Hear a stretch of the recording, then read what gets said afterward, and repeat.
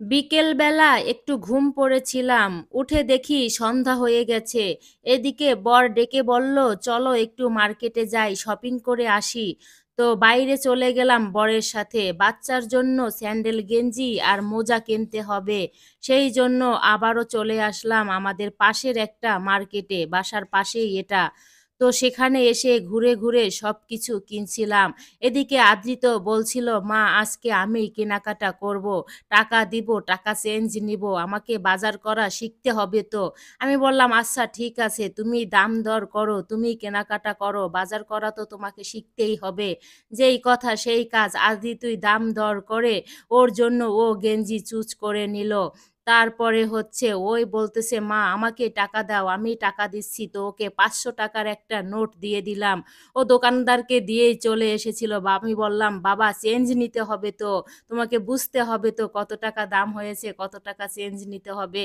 তারপর আবার যে এসে চেঞ্জ নিয়ে আসলো, আবার নোটগুলো হিসেব করে করে আমার হাতেই দিয়ে দিল। এইদিকে আদ্রিতর বাবা আবার একটি পাশের কসমেটিক্সের দোকানে গেল, বলল তোমাকে কিছু কানের দুল কিনে দেই। তো সেখান থেকে অনেকগুলো কানের দুল দেখলো, কিন্তু বেশি একটা পছন্দ হলো না। তারপরে বলল যে 10 নম্বরেই বেস্ট কানের দুল পাওয়া যায়, ওখান থেকেই কিনে দিব। এখান থেকে টুকটাক যা কিছু বাজার করার সব কিছু বাজার করে নিয়েছি। এখন যেতে হবে মাছ বাজারে আর কাঁচা বাজারে সবজি কিনতে, কেননা আমার বাসার ফ্রিজ খালি হয়ে গিয়েছে, কোনো মাছ নেই, কোনো সবজি নেই। কোনো কারণবশত আমি সেই ভিডিও ধারণ করতে পারিনি বাজার করার। যাই হোক, এখন ছেলে বলতেছে, মা আইসক্রিম খাবো আজকে, চলো। তো প্রায় অনেক দিন হয়ে গেছে আমরা একসাথে আইসক্রিম খাই না, কারণ বাচ্চার নিউমোনিয়ার পর থেকে ওকে কখনো আইসক্রিম খাওয়াইনি, ওর ঠান্ডার সমস্যা আছে সেই জন্য। তো ওকে গত 2 মাস যাবত একটু সুস্থ আছে, ভালো আছে, তাই ভেবে আজকে আইসক্রিম খাবো, তিনজনই একসাথে আইসক্রিম খাবো।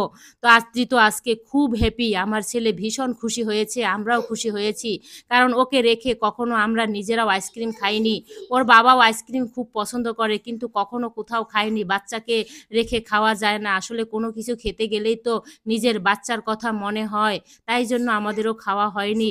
তো আজকে তিনজনেই ঘটা করে মানে আনন্দ করে আইসক্রিম খাচ্ছি আর মজা পাচ্ছি। দেখি আজকে ছেলেটা যেন সুস্থ থাকে, কোনো সমস্যা যেন না হয়।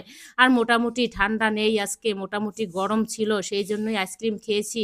আর বাবুটাও 2 মাস পর্যন্ত মোটামুটি সুস্থ আছে সৃষ্টিকর্তার কৃপায়। তো সবাই আমাদের জন্য আশীর্বাদ করবেন, আমরা যেন এভাবেই আনন্দে হাসিতে খুশিতে সারা জীবন একসাথে থাকতে পারি। আমার ছোট্ট সংসার নিয়ে, পরিবার নিয়ে আমি যেন এভাবেই হাসি খুশি থাকি সারাক্ষণ। তো সবাই ভালোবাসায় রাখবেন। আপনাদের জন্য অনেক অনেক ভালোবাসা, শুভ কামনা। তো সুন্দর একটি সন্ধ্যা কাটালাম নিজের পরিবারের সাথে। তারপরে বাসায় চলে আসলাম হাসি খুশিভাবে, কারণ আজকে একটু বেশি হাসি খুশি। সবাই একসাথে আইসক্রিম খেতে পেরেছি, এর চেয়ে আনন্দের আর কি আছে। সবাই ভালো থাকবেন।